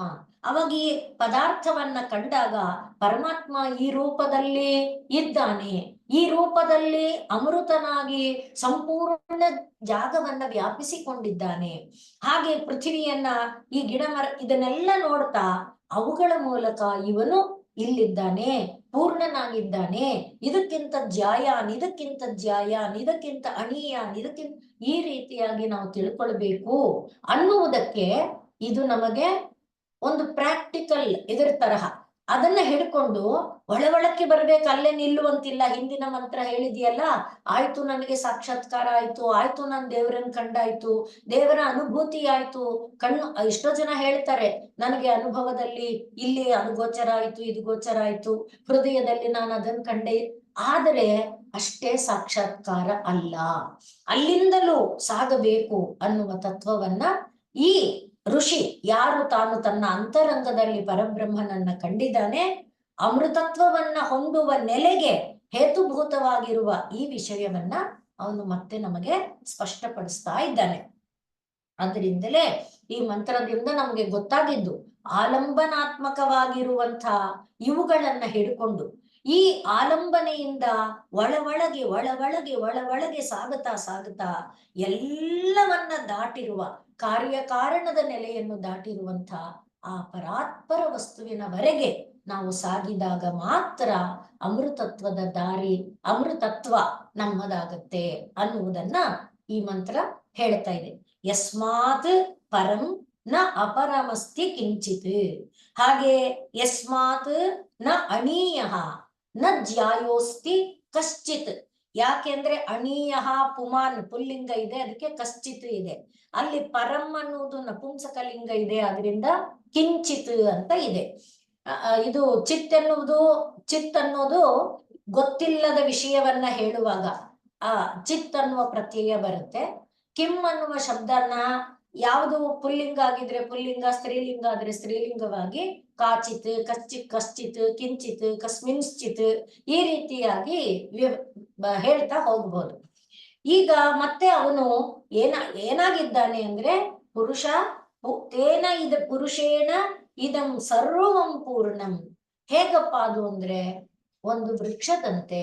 ಆ ವೃಕ್ಷ ಹೇಗೆ ಕೋಟಿ ಸಂಖ್ಯೆ ನಮಗ್ ಗೊತ್ತಿಲ್ಲ, ನೋಡಿದರೆ ಮಾತ್ರ ಗಿಡದ ಒಂದು ಗಿಡ, ಸಣ್ಣ ಗಿಡ, ಎಷ್ಟು ಕೋಟಿ ಕೀಟಗಳು, ಸಣ್ಣ ಸಣ್ಣ ಇರುವೆಗಳು, ಅದನ್ನ ಮೀರಿಸಿ ಬೇರೆ ಬೇರೆ ಜೀವಗಳು ಒಂದಿಷ್ಟುದ್ದ ಗಿಡದ ಇದರೊಳಗೆ ಹರಡಿರುತ್ತೆ. ದೊಡ್ಡ ಮರ ಆದ್ರೆ ಎಷ್ಟು ಕೋಟಿ ಕೀಟಗಳು, ಆ ಕೀಟಗಳನ್ನು ತಿನ್ನುವ ಬೇರೆ ಬೇರೆ ಪ್ರಾಣಿಗಳು, ಅದನ್ನು ತಿನ್ನುವ ಬೇರೆ ಹಕ್ಕಿಗಳು, ಹೀಗೆ ಒಂದು ಮರ ಎಷ್ಟು ರಾಶಿಯನ್ನ ಆಶ್ರಯ ಕೊಡುತ್ತೋ ಅದರಂತೆ ಇವನು ಆಶ್ರಯ ಆಧಾರನಾಗಿದ್ರು ತಾನು ಯಾವ ಆಧಾರವನ್ನ ಆಧರಿಸಿಕೊಂಡು ಇಲ್ಲ. ಆ ಪರಮ ಪುರುಷನನ್ನ ತಿಳಿಬೇಕು ಅನ್ನುವುದು ಈ ಮಂತ್ರದ ಅರ್ಥ. ಇನ್ನು ಮುಂದುವರಿಸ್ತಾ ಋಷಿ ಹೇಳ್ತಾ ಇದ್ದಾರೆ, ಈ ಪರಬ್ರಹ್ಮ ಅನ್ನೋದು ಹೇಗಿರುತ್ತೆ? ತತಃ ಯದುತ್ತರ ತರಂ. ಇಲ್ಲೇನು ಹೇಳಿದ್ರು? ಪರಂ ಅಪರಂ ಮತ್ತೆ ಇದು ಅಣಿಯಾನ್ ಜ್ಯಾಯಾನ್ ಹೇಳಿದ್ರಲ್ವಾ? ಈಗ ಮುಂದಕ್ಕೆ ಏನು ಹೇಳ್ತಿದ್ದಾರೆ? ಉತ್ತರ ತರಂ. ಉತ್ತರ ತರಂ ತತಃ ಮತ್ತೆ ತದರೂಪಂ ಅನಾಮಯಂ ಮತ್ತೆ ಯ ಏತತ್ ವಿದುಹು ಅಮೃತಾಸ್ತೆ ಭವಂತಿ. ಯಾರು ಇದನ್ನ ತಿಳ್ಕೊತಾರೋ ಅವರು ಅಮೃತರಾಗ್ತಾರೆ. ಈಗ ಮತ್ತೆ ಇಲ್ಲಿ ಉತ್ ತರ. ಉತ್ ಅಂದಾಗ ಮೇಲಕ್ಕೆ, ತರ ಅಂದ್ರೆ ದಾಟುದು. ಅಂದ್ರೆ ಒಂದಕ್ಕೆ ಒಂದಕ್ಕೆ ಹಿಂದಿಂದಕ್ಕೆ ಬರ್ತಾ ಬಂದ್ರೆ, ಈಗ ತಟ್ಟೆಯಲ್ಲಿ ಅನ್ನ ಇದೆ. ಅನ್ನ ಎಲ್ಲಿಂದ ಬಂತು? ಪಾತ್ರೆಯಿಂದ ಬಂತು. ಪಾತ್ರೆಗೆ ಎಲ್ಲಿಂದ ಬಂತು? ಮನೆಯವರು ಪಾತ್ರೆಯಲ್ಲಿ ಬೇಯಿಸಿದ್ರು. ಆ ಪಾತ್ರೆಯಲ್ಲಿ ಬೇಯಿಸುವ ಮುನ್ನ ಏನಾಗಿತ್ತು? ಏನಾಯ್ತು? ಅಕ್ಕಿ. ಅದಕ್ಕೆ ಮುನ್ನ ಹಾಗೆ ಉತು ಅಂತ ಹೋದ್ರೆ ಆ ಅಕ್ಕಿ ಆಗುವ ಅಕ್ಕಿ ಅಂಗಡಿ, ಅಂಗಡಿಗೆ ರೈತ ಈ ರೀತಿ ಹಿಂದೆ ಹಿಂದಕ್ಕೆ ಸಾಗಿದಾಗ ಇನ್ನು ಕೊನೆ ಘಟ್ಟ ಇಲ್ಲ ಇದೆಯಲ್ಲ, ಅದು ಉತ್ತರ ತರಂ. ಆದ್ರಿಂದ ತತಃ ಯದುತ್ತರ ತರಂ ಅಂತ. ಹಾಗೆ ಅಂಥದ್ದು ಅದನ್ನ ಮೀರಿ ಇನ್ನು ಒಂದು ತರ ದಾಟೋಣ ಅಂದ್ರೆ ಇಲ್ಲ. ಉತು ತರ ಅಂದಾಗ ಕಾರಣ ಅಂತ ಕೂಡ ಹೇಳ್ತಾರೆ. ಆದ್ರಿಂದ ಇದಕ್ಕೆ ಇದು ಕಾರಣ, ಇದಕ್ಕೆ ಇದು ಕಾರಣ, ಇದಕ್ಕೆ ಇದು ಕಾರಣ ಅಂತ ಹೋದರೆ ಕೊಟ್ಟ ಕೊನೆಯಲ್ಲಿ ಅದಕ್ಕೆ ಯಾವ ಕಾರಣ ಇಲ್ಲ. ಆದ್ರಿಂದ ಲಲಿತಾ ಸಹಸ್ರನಾಮದಲ್ಲಿ ನಾವು ನೋಡಿದ್ದೇವೆ, ಕಾರ್ಯಕಾರಣ ನಿರ್ಮುಕ್ತ. ಕಾರ್ಯ ಕಾರಣ ಅವಳೇ ಆಗಿದ್ರು, ಅವಳಿಗೆ ಮಾತ್ರ ಯಾವ ಕಾರ್ಯಕಾರಣ ಇಲ್ಲ. ಪರಬ್ರಹ್ಮ ತತ್ವದ ಸ್ವರೂಪ ಕಾರ್ಯಕಾರಣಗಳಿಗೆ ಅತೀತ.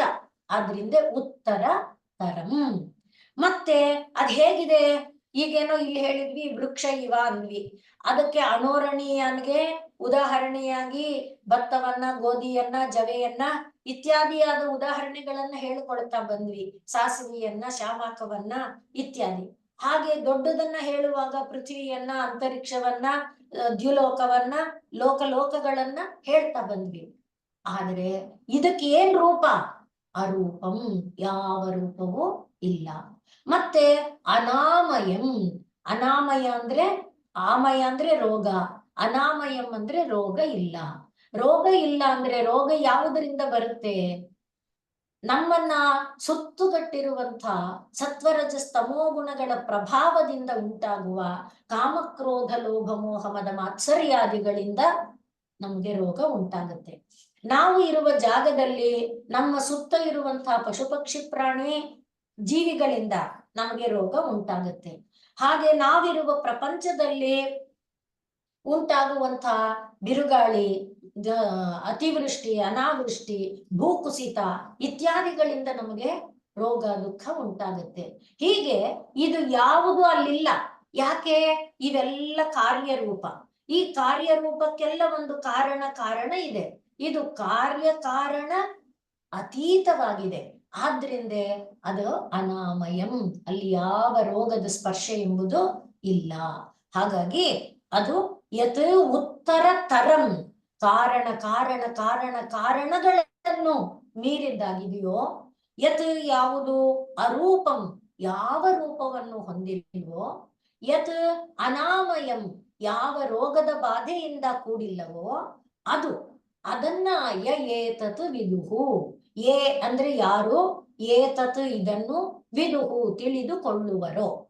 ಇಲ್ಲಿ ಏತತ್ ಅಂತ ಇದೆಯಲ್ವಾ, ಏ ಅನ್ನುವಾಗ ಏಕಾರ ಲೋಪ ಆಗಿದೆ. ಯಾಕೆ ಅಂದ್ರೆ ಏಕಾರಕ್ಕೆ 2 ಮಾತ್ರೆ, ಮುಂದಕ್ಕೆ ಇನ್ನೂ ಏಕಾರ ಇದೆ, ಅದಕ್ಕೆ 2, ಅವಾಗ 4 ಮಾತ್ರೆ ಆಗುತ್ತೆ. ಅಂದ್ರೆ ಸಂಧಿ ಆದ್ರೆ 4 ಮಾತ್ರೆ ಅಕ್ಷರ ಯಾವುದೂ ಇಲ್ಲ.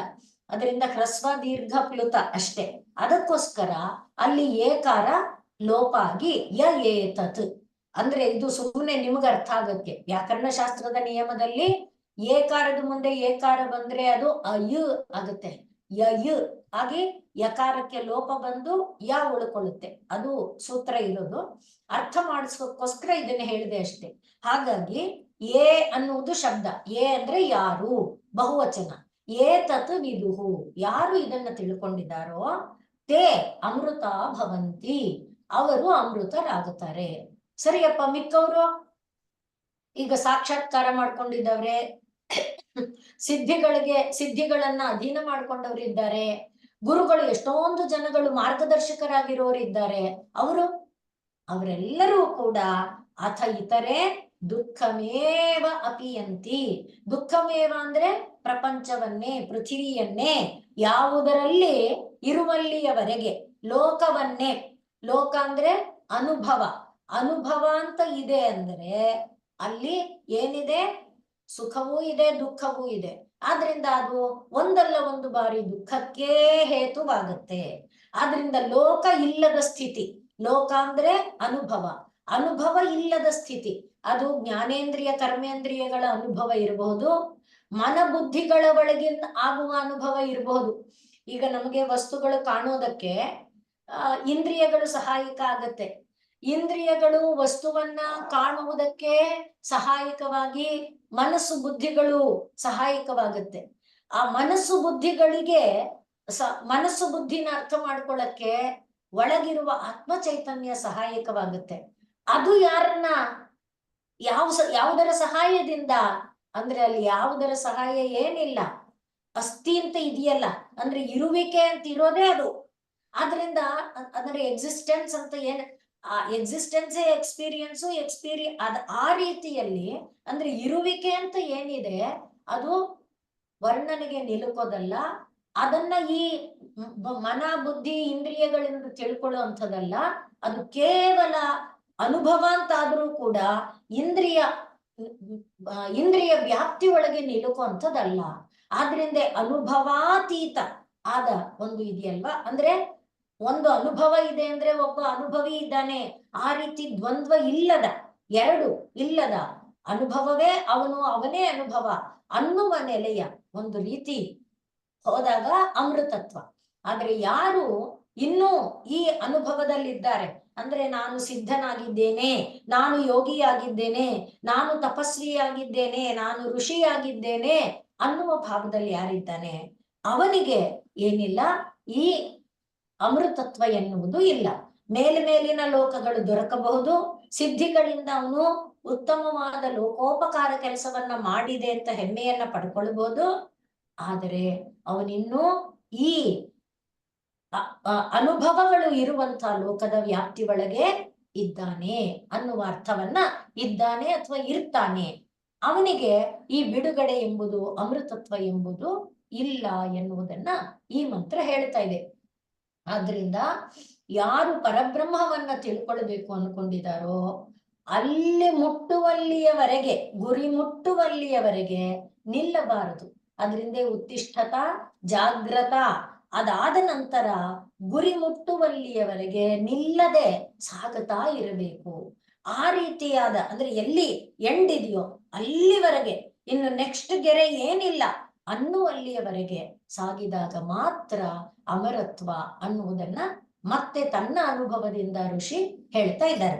ಆದ್ರಿಂದ ತತಃ ಯದುತ್ತರ ತರಂ, ಯಾವುದು ಇದಕ್ಕಿಂತ ಮೇಲೆ ಇದಕ್ಕಿಂತ ಮೇಲೆ ಇದಕ್ಕಿಂತ ಮೇಲೆ ಅಂತ ಹೋದಾಗ ಕೊನೆಯಾಗತ್ತೋ ಅದು ಅರೂಪಂ, ಯಾವ ರೂಪವನ್ನು ಹೊಂದಿಲ್ಲ. ಮತ್ತೆ ಆ ನೆಲೆಯನ್ನ ಮುಟ್ಟಿದವನಿಗೆ ಅದನ್ನ ಬಿಟ್ಟು ಇನ್ನೊಂದು ಇದ್ರೆ ತಾನೆ, ಯತ್ರ ಇತರಂ ಪಶ್ಯತಿ, ಒಂದನ್ನ ಬಿಟ್ಟು ಇನ್ನೊಂದಿದೆ ಅಂದ್ರೆ ರಾಗ ಇದೆ, ಒಂದನ್ನ ಬಿಟ್ಟು ಇನ್ನೊಂದಿದೆ ಅಂದ್ರೆ ದ್ವೇಷ ಇದೆ. ದ್ವೇಷ ಅಂದ್ರೆ ಅದ್ ನಂಗೆ ಸಿಕ್ಲಿಲ್ಲ, ಅದ್ ನಂಗೆ ಬೇಕು, ಅವನನ್ನ ನೋಡ್ದೆ ಅವನ್ ತರ ಇರ್ಬೇಕು, ಅವನ ಥರದ್ದು ಬೇಕು, ಈ ರೀತಿಯಾದ ಭಾವನೆಗಳು ಬರ್ತಾ ಹೋಗುತ್ತೆ. ಯಾವಾಗ ಇತರ ಅನ್ನೋದಿಲ್ಲ ಅವಾಗ ಏನಿಲ್ಲ, ಬೇಕು ಅನ್ನೋದಿಲ್ಲ. ಬೇಕು ಅನ್ನೋದಿಲ್ಲ ಅಂದಾಗ ಏನಿದೆ, ಅನಾಮಯ. ಆದ್ರಿಂದ ಅಲ್ಲಿ ತದರೂಪಂ ಅನಾಮಯಂ, ಯಾವ ಒಂದು ರೋಗದ ಸ್ಪರ್ಶ ಎಂಬುದು ಅಲ್ಲಿ ಇಲ್ಲ. ಆದ್ರಿಂದ ಯಹ ಏತತ್ ಅರೂಪಂ ಅನಾಮಯಂ ಉತ್ತರ ತರಂ ವಿದುಹು, ಯಾರು ಇದನ್ನ ತಿಳ್ಕೊತಾರೋ ಅವರು ಅಮೃತ ಭವಂತಿ. ಮತ್ತೆ ಇತರರು ಅವರೇನಾಗ್ತಾರೆ, ಅಥ ಹಾಗ ಅವರನ್ನ ಬಿಟ್ಟು ಇತರೆ ಬೇರೆಯವರು ದುಃಖಮೇವ, ದುಃಖವನ್ನೇ ಅಪಿಯಂತಿ ಅಂದ್ರೆ ಪ್ರವೇಶಿಸ್ತಾರೆ, ಅದರ ಒಳಗೆ ಇರ್ತಾರೆ. ದುಃಖಮೇವ ಅಂದಾಗ ಮತ್ತೆ ಲೋಕಗಳಲ್ಲೇ, ಲೋಕಗಳಲ್ಲೇ ಇರ್ತಾರೆ, ಲೋಕಾತೀತರಾಗಿ ಹೋಗಲ್ಲ. ಲೋಕಗಳಲ್ಲಿದ್ದಾರೆ ಅಂದ್ರೆ ಕಾರ್ಯಕಾರಣ ವ್ಯಾಪ್ತಿಯಲ್ಲಿ ಇದ್ದಾರೆ, ಕಾರ್ಯಕಾರಣ ವ್ಯಾಪ್ತ್ಯತೀತವಾಗಿ ಅವರು ಹೋಗಿಲ್ಲ ಅಂತ ಅರ್ಥ. ಹೀಗೆ ತತಃ ಯತ್ ಯತ್ ತತಃ ಉತ್ತರತರಂ, ಯತ್ ತತಃ ಅದಕ್ಕಿಂತ, ತತಃ ಅಂದ್ರೆ ಅದು ಅಂತ ಒಂದಿದೆಯಲ್ಲ, ಅದು ಅದು ಅದು ಹಾಗೆ ಉತ್ತರತರಂ ತತ್ ಅರೂಪಂ ಅನಾಮಯಂ ಏತತ್ ವಿದುಹು, ಯಾರು ಇದನ್ನ ತಿಳ್ಕೊಂಡಿದಾರೋ ತೇ ಅಮೃತ ಭವಂತಿ. ಮತ್ತೆ ಅಥ ಇತರೆ ಯಾರು ತಿಳ್ಕೊಂಡಿಲ್ವೋ ಅವ್ರ ಕಥೆ ಏನಪ್ಪಾ, ಅವ್ರ ಕಥೆ ಏನು? ಅವರು ಮತ್ತೆ ಇಲ್ಲಿ ಈ ಚಕ್ರದಲ್ಲಿ ನಾವು ನಿನ್ನೆ ಹೇಳಿಕೊಂಡಂತೆ ಯಾವ ಒಂದು ವೃತ್ತ ಇದೆ ಆ ವೃತ್ತದೊಳಗೆ ಇದ್ರೆ ಅಲ್ಲೇ ಸುತ್ತತಾನೆ ಇರ್ಬೇಕು. ಮೇಲೆ ಇರಬಹುದು ನಾವು, ಆದ್ರೂ ಅದರ ಒಳಗೆ ಸುತ್ತುತ್ತಿರ್ಬೇಕು. ಕೇಂದ್ರದೊಳಗಿದ್ರು ಕೇಂದ್ರಕ್ಕೆ ಮತ್ತೆ ವೃತ್ತಕ್ಕೆ ಸಂಬಂಧ ಇದ್ರೆ ಆಗ್ಲೂ ಸುತ್ತುತ್ತಾ ಇರ್ಬೇಕು. ಆದ್ರೆ ಆ ವೃತ್ತ ಅತೀತ ಆಗುವಾಗ ಅತ್ಯತಿಷ್ಠ ಅಂತ ಆದಾಗ ಮಾತ್ರ ಏನಿದೆ, ಅಮೃತತ್ವ ಎಂಬುದು ಇದೆ ಅನ್ನುವುದನ್ನ ಈ ಮಂತ್ರ ಹೇಳ್ತಾ ಇದೆ.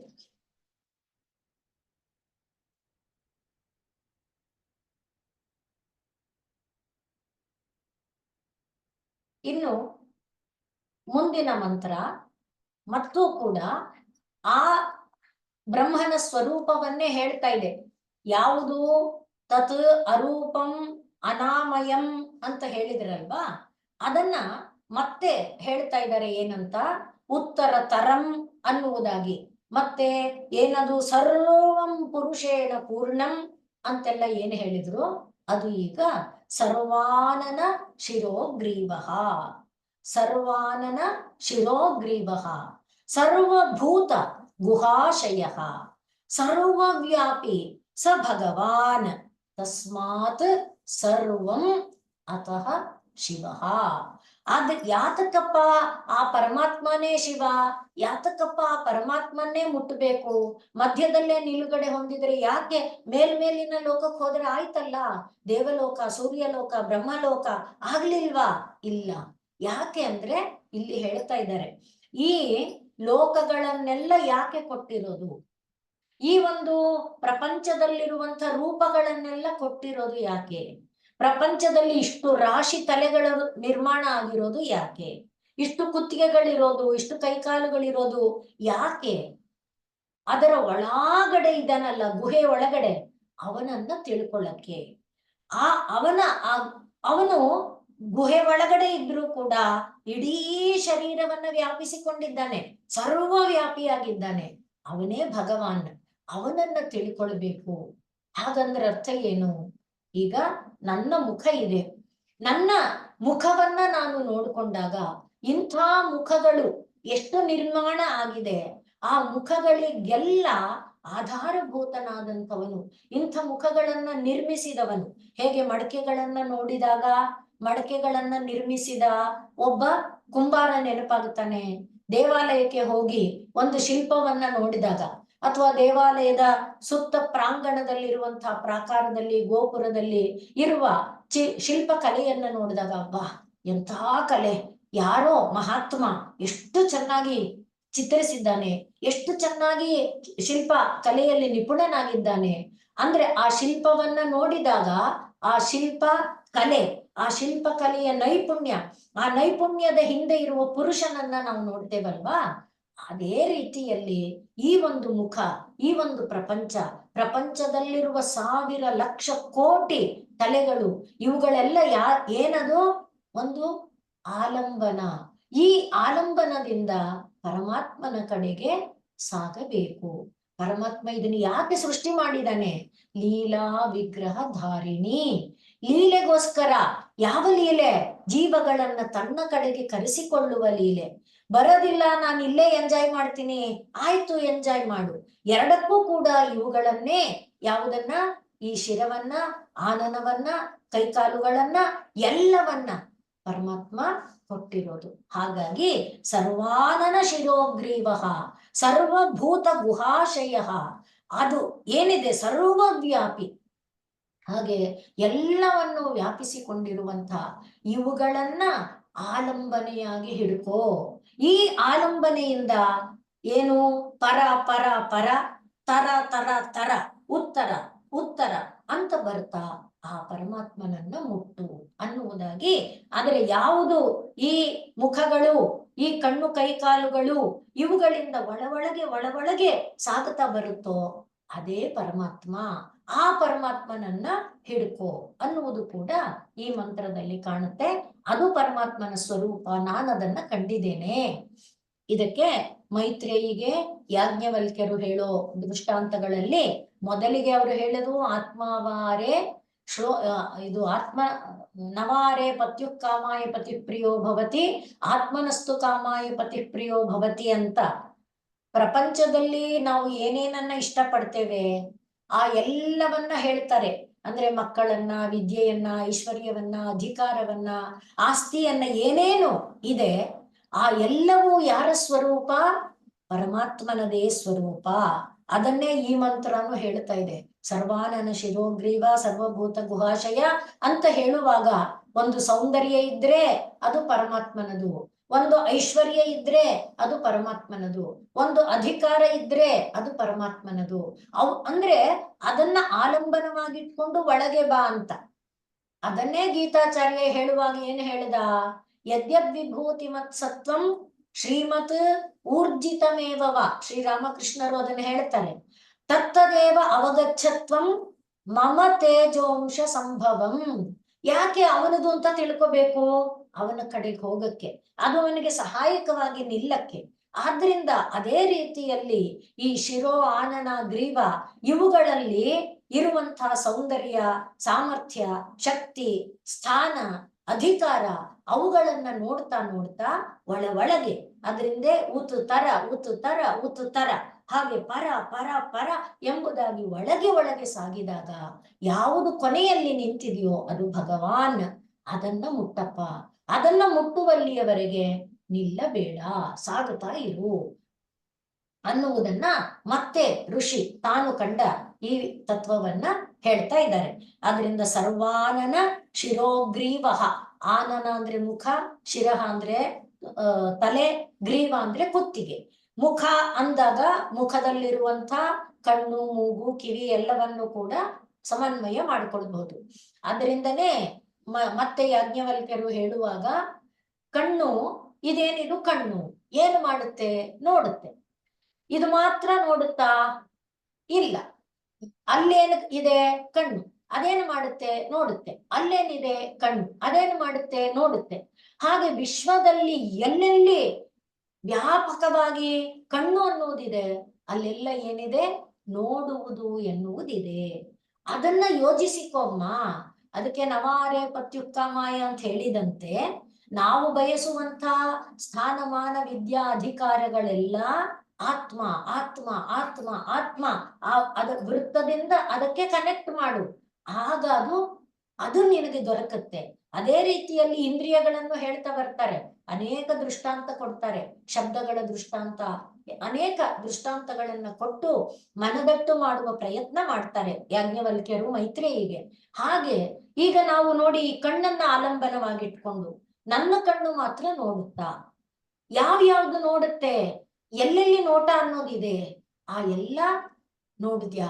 ಅದು ಅದು ಅದು ಹಾಗಾದ್ರೆ ಇಷ್ಟು ನೋಡು, ಆ ಇಷ್ಟು ನೋಡು ಅನ್ನುವುದು ಪರಮಾತ್ಮ. ಇದು ಅಲ್ಲೇ ನಿಲ್ಬಾರ್ದು, ಮತ್ತೆ ಸಾಗುತ್ತಾ ಹೋಗ್ಬೇಕು. ಇದು ಯಾತಕ್ಕೆ? ಹಿಡ್ಕೊಳಕ್ಕೆ ಮಾತ್ರ. 1 ಮೆಟ್ಲು 2 ಮೆಟ್ಲು 3 ಮೆಟ್ಲು ಹತ್ತುತ್ತಾ ಹೋಗುವಾಗ ಆ ಹಿಡಿಯನ್ನು ಮೀರಿ ಹೋಗುವಲ್ಲಿಯವರೆಗೆ ಹಿಡಿ ದಾಟಿದ ಮೇಲೆ. ಅದಕ್ಕೋಸ್ಕರನೇ ತಾಯಿ ಲೀಲಾ ಅಂದ್ರೆ ಜೀವಿಗಳು ಈ ವಿಗ್ರಹ ಶರೀರವನ್ನ, ಅಲ್ಲಿ ವಿಗ್ರಹ ಅನ್ನುವಲ್ಲೇ ಗ್ರಹ ಹಿಡ್ಕೊಳ್ಳೋಕ್ಕೋಸ್ಕರ ಇದನ್ನ ನಿರ್ಮಾಣ ಮಾಡಿದಾಳೆ. ಅದರ ಮೂಲಕ ಆ ಲೀಲೆಯನ್ನ ಆಡ್ತಾ ಅವುಗಳನ್ನ ತನ್ನ ಬಳಿಗೆ ಕರ್ಕೊಳ್ಳುವಂತೆ ಮಾಡ್ತಾಳೆ. ಹಾಗೆ ಮಾಡೋದಕ್ಕೆ ಅವಳಿಗೆ ಈ ರೂಪ ಧರಿಸಕ್ಕಾಗತ್ತಾ? ಆ ರೂಪ ಧರಿಸಕ್ಕಾಗತ್ತಾ? ಯಾವುದು ಬೇಕಾದ್ರೂ ಆಗುತ್ತೆ. ಭಕ್ತರು ಯಾವ ರೀತಿ ಅಪೇಕ್ಷಿಸ್ತಾರೆ ಆ ರೀತಿ ಎಲ್ಲ ರೂಪನೂ ಅವಳು ತಳಿಯಕ್ಕೆ ಆಗತ್ತೆ ಅನ್ನುವ ಒಂದು ಉದಾಹರಣೆಯನ್ನು ಕೂಡ ನಾವು ನೋಡ್ಕೊಳ್ಬಹುದು, ಭಾವಿಸ್ಕೊಳ್ಬಹುದು. ಸುಮ್ಮನೆ ನೆನಪು ಮಾಡ್ಕೊಳ್ಳೋದಕ್ಕೆ ಹೇಳ್ಕೊಳ್ಳೋದಾದ್ರೆ ರಾಮನ ರಾಮ ವಂಶದಲ್ಲಿ ಹಿಂದಕ್ಕೆ ಹೋದ್ರೆ ದಿಲೀಪ ಅಂತ ರಾಜ. ದಿಲೀಪ ರಾಜನಿಗೆ ಸುದಕ್ಷಿಣ ಪತ್ನಿ. ನಮಗೆ ದಿಲೀಪನ ನಂತರ ಅಜ, ದಿಲೀಪನ ನಂತರ ರಘುವಿನ ನಂತರ ಅಜನ ನಂತರ ದಶರಥ ಅಂತಿದೆ.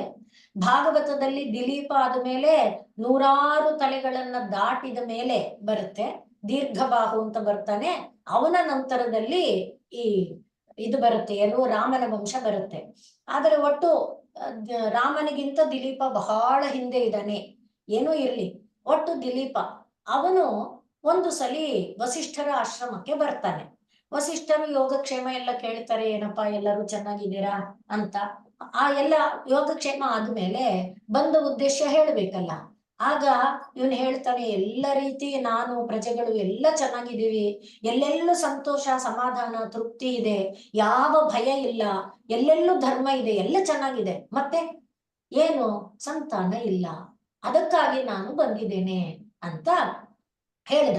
ಆಗ ವಸಿಷ್ಠರು ಯೋಚನೆ ಮಾಡಿದ್ರು, ತಮ್ಮ ಜ್ಞಾನ ಚಕ್ಷುಸ್ಸಿನಿಂದ ನೋಡಿದ್ರು, ಅರೆ ನೀನು ದೊಡ್ಡ ತಪ್ಪು ಮಾಡಿದೀಯಪ್ಪ.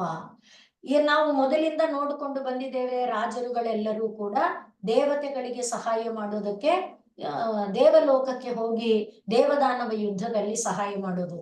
ಹಾಗೆ ದಿಲೀಪನು ಕೂಡ ಸಹಾಯಕ್ಕೆ ಹೋಗಿದ್ದಾನೆ. ಹಾಗೆ ಸಹಾಯ ಮಾಡಿ ಒಂದು ಸಲ ಹಿಂತಿರುಗಿ ಬರ್ತಾ ಇರುವಾಗ ಯುದ್ಧಕ್ಕೆ ಹೋಗಿ ಬಹಳ ದಿನ ಆಗೋಗಿದೆ. ಆದ್ರಿಂದ ಮನೆಯನ್ನ ಬಿಟ್ಟು ತುಂಬಾ ದಿನ ಆಗಿದೆ ಅನ್ನುವ ಸ್ಮರಣೆ ಬಂದ್ಬಿಟ್ಟಿದೆ. ಯುದ್ಧ ಆಯ್ತು, ಗೆಲುವಾಯ್ತು, ಜಯ ಆಯ್ತು. ವಾಪಸ್ಸು ಬರುವಾಗ ಆ ಜಯ ಬಂದ ನಂತರದಲ್ಲಿ ಮನೆ ನೆನಪಾಗ್ಬಿಡ್ತು. ಮನೆ ನೆನಪಾದಾಗ ಪತ್ನಿ ನೆನಪಾದ್ಲು, ಅಯ್ಯೋ ಇಷ್ಟು ದಿನ ಬಿಟ್ಬಿಟ್ಟಿದ್ದೀನಿ. ಆ ನೆನಪಿನಲ್ಲಿ ಬೇಗ ಮನೆಗೆ ಬರ್ಬೇಕು ಅಂತ ಬಂದ. ಬರುವಾಗ ದಾರಿಯಲ್ಲಿ ಮಲಗಿದ್ದ ಹಸುವನ್ನ ನೋಡ್ಲಿಲ್ಲ. ಅದು ನಿನ್ನ ದೋಷ ನೋಡು. ಆದ್ರಿಂದ ಅಂದ್ರೆ ನಮ್ಮಲ್ಲಿ ಹೇಳ್ತಾರೆ, ಪೂಜ್ಯ ಪೂಜಾ ವ್ಯತಿಕ್ರಮ. ಪೂಜೆಗೆ ಅರ್ಹರಾದವರಿಗೆ ಗೌರವ ತೋರ್ಲಿಲ್ಲ, ಪೂಜೆ ಮಾಡ್ಲಿಲ್ಲ, ಆ ಕ್ರಮ ಮೀರಿದ್ರೆ ಅದು ದೋಷ. ಅದರಿಂದ ಏನು ಫಲ ಆಗ್ಬಹುದು ನಮಗದು ಗೊತ್ತಿಲ್ಲ. ಇಲ್ಲಿ ದಿಲೀಪನಿಗೆ ಆ ದೋಷದಿಂದ ನಿನಗೆ ಇದಾಗಿದೆಯಪ್ಪ ಅಂತ ಹೇಳಿದ್ರು. ಹಾಗಾದ್ರೆ ಏನ್ ಮಾಡ್ಬೇಕು? ಏನು ಭಯ ಪಡಬೇಡ, ನನ್ನ ಆಶ್ರಮದಲ್ಲಿ ಆ ಕಾಮಧೇನುವಿನ ಮಗಳು ನಂದಿನಿ ಇದ್ದಾಳೆ, ಅವಳ ಸೇವೆಯನ್ನ ನೀನು ಮಾಡು. ಆಯ್ತು. ಈಗ ಸುದಕ್ಷಿಣ ಮತ್ತು ದಿಲೀಪ ವಸಿಷ್ಠರ ಆಶ್ರಮದಲ್ಲಿ ಸೇವೆ ಮಾಡ್ಕೊಂಡಿದ್ದಾರೆ.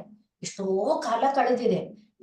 ಸುದಕ್ಷಿಣೆ ಕೊಟ್ಟಿಗೆ ತೊಳೆಯೋದು, ಹಸು ಸ್ನಾನ ಮಾಡಿಸೋದು, ಅಲಂಕಾರ ಮಾಡೋದು, ಹೂವು ಇತ್ಯಾದಿಗಳನ್ನ ಹಾಕಿ ಅರಿಶಿಣ ಕುಂಕುಮ ಇತ್ಯಾದಿ ಇಟ್ಟು ಪೂಜೆ ಮಾಡಿ ಹಸು ಕರುಗಳನ್ನು ಬಿಟ್ಕೊಡ್ತಾಳೆ. ದಿಲೀಪ ಕಾಡಿಗೆ ಕರ್ಕೊಂಡು ಹೋಗ್ತಾನೆ. ಅದು ಕೂತ್ಕೋತಾನೆ, ಎದ್ದಾಗ ಹೇಳ್ತಾನೆ. ಒಟ್ಟು ಅದರ ಜೊತೆನಲ್ಲಿ ಕಣ್ಣಿಗೆ ಕಣ್ಣಾಗಿ, ನೆರಳಿಗೆ ನೆರಳಾಗಿ ಇದ್ದಾನೆ. ಎಷ್ಟೋ ಕಾಲ ಕಳೆದಿದೆ. ಯಾರು ಕೂಡ ಆ ಹಸುವಿನ ಹತ್ತಿರ ಸುಳಿದಾಡಿದ್ದು ನೋಡ್ಲಿಲ್ಲ. ಆದ್ರಿಂದ ಈಗ ಅವನಿಗೆ ಭರವಸೆ ಬಂತು, ಏನಂತ, ಈ ಹಸುವನ್ನ ಯಾರು ಮುಟ್ಟಲ್ಲ ಅನ್ಸುತ್ತೆ, ಇದು ಮಹಾಮಹಿಮ ಅಂತ ಅನಿಸಿದೆ. ಆ ಧೈರ್ಯದ ಮೇಲೆ ಯಾವತ್ತೂ ಅವನು ಕಾಡಿನ ಕಡೆ ಗಮನನೇ ಹರಿಸಿಲ್ಲ. ಇವತ್ತು ಅವನ ಗಮನ ಕಾಡಿನ ಕಡೆ ಹೋಯ್ತು. ಎಂಥ ಅದ್ಭುತ ಸೌಂದರ್ಯ, ಏನು ಮರ, ಏನು ಹೂವು, ಅಂತ ಆ ಕಾಡಿನ ಸೌಂದರ್ಯದ ಆಕರ್ಷಣೆಯಲ್ಲಿ ನಿರತನಾಗಿದ್ದಾನೆ. ಆಗ ಜೋರಾಗಿ ಅವನು ಮೈ ಮರೆತು ಬಿಟ್ಟಿದ್ದಾನೆ ಕಾಡಿನ ಸೌಂದರ್ಯ ನೋಡ್ತಾ. ಯಾಕೆಂದ್ರೆ ಇಷ್ಟು ದಿನ ಬಂದ್ರು ಅದನ್ನ ನೋಡಿರ್ಲಿಲ್ಲ. ಜೋರಾಗಿ ಅಂಬಾ ಅನ್ನುವ ಕೂಗು ಕೇಳಿಸ್ತು. ಬೆಚ್ಚಿಬಿದ್ದ. ಹಿಂತಿರುಗಿ ನೋಡ್ತಾನೆ, ಆ ನಂದಿನಿಯ ಮೇಲೆ ಸಿಂಹ ಕುತ್ತಿಗೆಗೆ ಬಾಯಿ ಹಾಕಿ ಹಿಡಿದು ಬಿಟ್ಟಿದೆ. ತಕ್ಷಣ ಇವನು ಯಾವಾಗ್ಲೂ ಅವನೇನ್ ಮಾಡಿರ್ತಿದ್ದ, ಬಿಲ್ಲು ಸಿದ್ಧವಾಗಿಟ್ಕೊಂಡಿರ್ತಿದ್ದ, ಬಾಣನು ಹೀಗೆ ಹಿಡ್ಕೊಂಡೇ ಓಡಾಡ್ತಿರ್ತಿದ್ದ. ಇಷ್ಟು ಕಾಲ ಏನೂ ಆಗಿಲ್ವಲ್ಲ ಅನ್ನೋ ಧೈರ್ಯದ ಮೇಲೆ ಇವತ್ತು ಭುಜದ ಮೇಲೆ ಇತ್ತು ಬಿಲ್ಲನ್ನು ತೆಗೆದ. ಬಾಣ ಬತ್ತಳಿಕೆಯಿಂದ ತೆಗೆದು ಹೀಗೆ ಹೂಡಿದ ಅಷ್ಟೇ. ಹೀಗೆ ಎಳೆಯೋಣ ಅಂದ್ರೆ ಕೈ ಹಾಗೆ ನಿಂತು ಬಿಡ್ತು. ಅರೆ ಇದೇನಿದು, ಹೇಗೆ ನಾನಿದನ್ನ ರಕ್ಷಣೆ ಮಾಡೋದು ಅನ್ನೋ ಭಯದಿಂದ ಅವನ ಹೀಗೆ ಕೈ ಹಿಡ್ಕೊಂಡು ಹೀಗೆ ಹೋದ. ಆ ಸಿಂಹಕ್ಕೆ ಬೇಡ್ಕೊಂಡ, ನನ್ನನ್ನ ನೀನು ತಿನ್ನು, ಅದನ್ನ ಬಿಟ್ಟು ಬಿಡು ಅಂತ. ಆದ್ರೆ ಅದು ಹೇಳ್ತು, ಇಲ್ಲ ಇಲ್ಲ, ನಾನು ಶಿವನ ದೂತ, ಶಿವ ಆಜ್ಞೆ ಮಾಡಿದಾನೆ ನನಗೆ, ಇದೇ ನನ್ನ ಆಹಾರ ಅಂತ ನಾ ಬಿಡಲ್ಲ. ಏನೇನು ಕಾರಣಗಳು ಕೊಟ್ಟರು ಕೂಡ ಆ ಸಿಂಹ ತಾನು ಬಿಡೋದಿಲ್ಲ ಹಸುವನ್ನ ಅಂತು. ಆಗ ಇವನು ಹೇಳ್ದ, ಇಲ್ಲ, ನಾನು ಅನೇಕ ರೀತಿಯಲ್ಲಿ ನಿನ್ನ ಪ್ರಾರ್ಥನೆ ಮಾಡ್ಕೊಳ್ತೇನೆ, ದಯಮಾಡಿ ನೀನು ನನ್ನನ್ನ ತಗೋ, ಅದನ್ನ ಬಿಟ್ಟು ಬಿಡು. ಆಗ ಅದು ಹೇಳ್ತು, ಇಷ್ಟು ಯೌವನ, ಇಷ್ಟು ದುಡ್ಡು, ಇಷ್ಟು ಅಧಿಕಾರ, ಅಂದ್ರೆ ಟೆಂಪ್ಟ್ ಮಾಡಕ್ಕೆ. ಆದ್ರೆ ಅವನು ಸ್ಥಿರವಾಗಿ, ಇಲ್ಲ ಇಲ್ಲ, ನನ್ನ ತಗೋ, ಹಸುವನ್ನ ಬಿಡು. ಅಂತ ಹೇಳಿ ಅವನು ಹಸುವಿನ ಹತ್ರ ಹೀಗೆ ತಲೆ ಬಾಗಿ ಕೂತ, ನೀನ್ ನನ್ನ ತಗೊಳ್ಬೇಕು, ಹಸುವನ್ನ ಬಿಡ್ಲೇಬೇಕು ಅಂತ. ಆಗ ಎಷ್ಟೊತ್ತಾದ್ರೂ ಸಿಂಹ ತನ್ನ ಮೇಲೆ ಬೀಳ್ಲಿಲ್ವಲ್ಲ, ಇದೇನು ಬೀಳಲೇ ಇಲ್ವಲ್ಲ ಅಂತ ಅವನು ಹೀಗೆ ತಿರುಗುವಾಗ ಅಲ್ಲಿ ಸಿಂಹ ಇಲ್ಲ. ಯಾಕೆ ಮಾತು ಹೇಳಿದೆ ಅಂದ್ರೆ, ಯಾವ ಒಂದು ತತ್ವವನ್ನ ಬೋಧೆ ಮಾಡಕ್ಕೆ, ಯಾವ ಒಂದು ಆಕರ್ಷಣೆಗಳಿಗೆ ಸಿಲುಕದೆ ಧ್ಯೇಯ ಏನೋ ಅದಕ್ಕೇ ನಿಲ್ಲಬೇಕು ಅನ್ನುವುದಕ್ಕೆ ತಾಯಿ ಈ ಲೀಲಾ ವಿಗ್ರಹ ಇಟ್ಟಿದ್ದಾಳೆ. ಹಾಗೆ ಸಿಂಹವೂ ಆಗಬಲ್ಲಳು, ಹಸುನೂ ಆಗಬಲ್ಲಳು. ಅದರ ಮೂಲಕ ದಿಲೀಪನಿಗೆ ಯಾವ ತತ್ವ ತೋರಿಸ್ತಾ ಇದ್ದಾಳೆ, ಅವನಲ್ಲಿ ಯಾವ ಸ್ಥೈರ್ಯ ಇದೆ, ಈ ಯಾವುದು ಸರ್ವಾನನ ಶಿರೋಗ್ರೀವ ಇವುಗಳ ಮೂಲಕ ಸ್ಥಿರವಾಗಿ ನಿಲ್ಲಬೇಕು, ಬಲವಾಗಿ ಹಿಡ್ಕೊಂಡು ಅದರ ಕಡೆಗೆ ನಾವು ಯಾವ ಟೆಂಪ್ಟೇಷನ್ಸ್ ತೋರಿಸಿದ್ರು, ನಚಿಕೇತನಿಗೆ ಯಮ, ಬೇಕಾದಷ್ಟು ಸೀತೆಗೆ ರಾವಣ, ಏನೇನೆಲ್ಲ ಟೆಂಪ್ಟೇಷನ್ಸ್ ತೋರಿಸಿದ್ದು, ಅದರ ಕಡೆಗೆ ಸಾಗದೆ ಬಲವಾಗಿ ಈ ಆಲಂಬನ ಹಿಡಿದರೆ ಏನಿದೆ, ಗುರಿ ಸಿಕ್ಕೇ ಸಿಕ್ಕತ್ತೆ. ಆ ತತ್ವಕ್ಕೆ ತಾಯಿ ಈ ಸರ್ವಾನನ ಅಥವಾ ಶತಾನನ, ದಶಾನನ, ಸಹಸ್ರ ಈ ರೂಪದಲ್ಲಿ ಇವುಗಳನ್ನ ನಿರ್ಮಾಣ ಮಾಡಿದಾಳೆ, ಅಥವಾ ಪರಮಾತ್ಮ ಪರಬ್ರಹ್ಮ ನಿರ್ಮಾಣ ಮಾಡಿದ್ದಾನೆ. ಆದ್ರಿಂದ ಇದನ್ನ ಆಲಂಬನವಾಗಿಟ್ಕೊಂಡು ಯಾರು ಹೋಗುತ್ತಾನೆ ಅವನು ಇದೆಲ್ಲವನ್ನ ನಿರ್ಮಾಣ ಮಾಡಿರುವನು ಭಗವಾನ್, ಅವನನ್ನ ಸೇರಿದರೆ ಎಲ್ಲ ಶಿವ, ಎಲ್ಲಾ ಶಾಂತ, ಎಲ್ಲಾ ಮಂಗಳ ಅನ್ನುವುದನ್ನ ಈ ಮಂತ್ರ ನಮಗೆ ಹೇಳ್ತಾ ಇದೆ. ಓಂ ಪೂರ್ಣಮದಃ ಪೂರ್ಣಮಿದಂ ಪೂರ್ಣಾತ್ ಪೂರ್ಣಮುದಚ್ಯತೆ ಪೂರ್ಣಸ್ಯ ಪೂರ್ಣಮಾದಾಯ ಪೂರ್ಣಮೇವಾವಶಿಷ್ಯತೆ. ಓಂ ಶಾಂತಿ ಶಾಂತಿ ಶಾಂತಿ. ಸರ್ವೇ ಭವಂತು ಸುಖಿನಃ, ಸರ್ವೇ ಸಂತು ನಿರಾಮಯಾಃ, ಸರ್ವೇ ಭದ್ರಾಣಿ ಪಶ್ಯಂತು, ಮಾ ಕಶ್ಚಿತ್ ದುಃಖಭಾಗ್ ಭವೇತ್. ಹರಿ ಓಂ ತತ್ಸತ್. ಶ್ರೀರಾಮಕೃಷ್ಣಾರ್ಪಣಮಸ್ತು.